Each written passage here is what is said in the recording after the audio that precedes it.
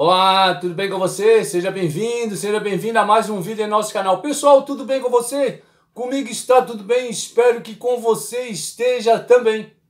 No vídeo de hoje nós vamos falar sobre mais uma etapa do julgamento da revisão do FGTS, né? Então nesse vídeo nós vamos falar sobre esse assunto. Então já peço que você nos acompanhe até o final. Gostaria de pedir uma gentileza para você, que é super rápido e é de graça, tá certo? Assim fortalece o nosso canal. É você fazer a sua inscrição, você compartilhar, você fazer algum comentário, isso ajuda o nosso canal. Pessoal, o Supremo Tribunal Federal, ele decidiu nesta quarta-feira que a correção dos saldos do seu FGTS, do nosso FGTS, deverá garantir o Índice Nacional de Preços ao Consumidor Amplo, IPCA, tá certo? Que mede a inflação oficial do país com efeitos para o futuro, ou seja, não haverá pagamento retroativo. O resultado atende à proposta apresentada pela Advocacia Geral da União, né, a AGU, após negociações com centrais sindicais. Os ministros julgaram uma ação do Partido Solidariedade que questionou a remuneração dos depósitos de 3% ao ano mais a taxa referencial ATR. A legenda argumentou que desde 1999 a ATR ela rende próximo a zero e não é suficiente para repor o poder aquisitivo dos trabalhadores. Então a União, após esse acordo com centrais sindicais, né, defendeu a manutenção da remuneração das contas vinculadas do FGTS na forma atual, em valor que garanta, no mínimo, o IPCA, né, com efeitos somente a partir da decisão do STF. Segundo a proposta, quando a remuneração das contas vinculadas ao FGTS não alcançar o IPCA, caberá ao Conselho Curador do Fundo determinar a forma de compensação. O que eu vou falar agora é importante. Ao longo do julgamento encerrado nesta quarta-feira, os ministros, né, eles dividiram em três posições distintas. E o resultado saiu por um acordo para equalizar as opiniões divergentes, vencendo a proposta da correção pelo IPCA. Foram 3 votos para corrigir os saldos pelo IPCA, Flávio Dino, Carmen Lúcia e Luiz Fux, 4 para manter a remuneração atual, Cristiano Zanin, Alexandre de Moraes, Gilmar Mendes e Dias Toffoli, e 4 para determinar que a correção seja no mínimo igual à caderneta de poupança, Luiz Roberto Barroso, André Mendonça, Cássio Nunes Marques e Edson Fachin. Os ministros que queriam a manutenção do cálculo atual decidiram que, se a maioria da corte optasse pela mudança das regras, a correção do FGTS deveria então ocorrer ao menos pelo IPCA, como propôs o governo. A decisão do STF ocorreu sob intensa pressão do governo, logicamente, né, que alegava que os impactos bilionários para as contas públicas e para as políticas de habitação social, caso os saldos fossem corrigidos em índice equivalente ao da poupança ou se a União fosse obrigado a pagar os valores atualizados desde 1999. O governo estimava o impacto de mais de 19 bilhões em 6 anos, caso o cenário defendido por Barroso, com correção no mínimo igual à poupança, se confirmasse.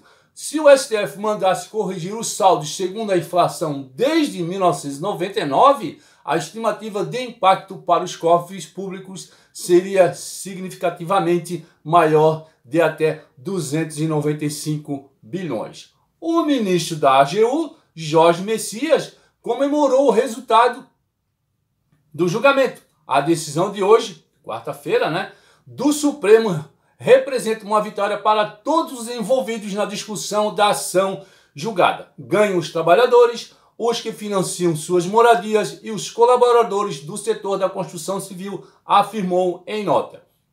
Na condição de ex-empregado da Caixa, sinto-me profundamente comovido ao contribuir para preservar a poupança dos trabalhadores e proporcionar a oportunidade de possuírem sua casa, sua casa própria, sua residência, aqueles que mais necessitam, disse o Messias. Os votos dessa quarta-feira. O ministro Cristiano Zanin voltou para manter a correção do FGTS na forma atual. Para ele, o fundo não configura direito ao crédito e deve ser considerado em sua inteireza, e não como uma espécie de investimento do trabalhador. Ele ponderou que, se o colegiado declarasse inconstitucionalidade da correção de forma atual, ele iria aderir à proposta do governo para corrigir os saldos pelo IPCA. Deve prevalecer tradicional jurisprudência do STF, no sentido da impossibilidade do poder judiciário afastar critérios da correção monetária escolhido pelo legislador com base nas razões econômicas e monetárias, afirmou o ministro. Já o ministro Flávio Dino votou a favor da proposta do governo para manter a correção do FGTS na forma atual, desde que garantisse no mínimo o IPCA. Ele ainda destacou que os depósitos do FGTS se tratam de um direito social, não só direito à propriedade. O direito de propriedade não é absoluto, ele é intrinsecamente limitado pela função social. Esse mecanismo de correção do FGTS pode ignorar a função social? Me parece que não, argumentou o ministro.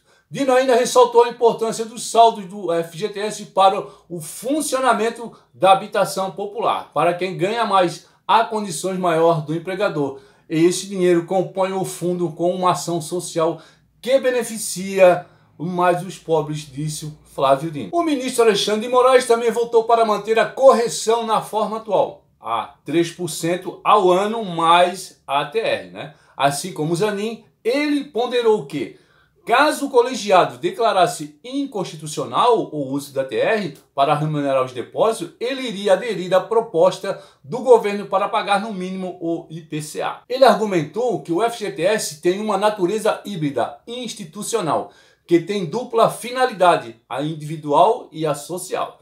Ele destacou que os depósitos do fundo são necessários para a construção de casas populares que qualquer alteração significativa nesse arcabouço normativo pode significar um prejuízo muito grande à habitação. Importante. O ministro Écio Fachin acompanhou o relator e voltou para corrigir os saldos do FGTS em índice que seja no mínimo igual ao da caderneta de poupança. Ele também sugeriu adiar o início dos efeitos da decisão para 2026, devido à tragédia no Rio Grande do Sul, como proposto por Barroso no início da sessão. Não me parece que seja possível cometer essa grave injustiça, com os saldos que estão na conta dos trabalhadores brasileiros, disse Edson Fachin. A Advocacia Geral da União argumenta que a proposta do governo não trará prejuízo aos trabalhadores, porque defende que a inflação seja o mínimo que se pague como correção. Cálculos do órgão apresentados no processo são de que, se a revisão fosse concedida de forma como foi solicitada, o impacto das contas da União seria de 661 bilhões e o Ministério da Fazenda calculava desembolsar 8,6 bilhões a mais com o FGTS. Tá certo? Espero que vocês tenham gostado do vídeo e a gente se encontra no próximo, se Deus quiser.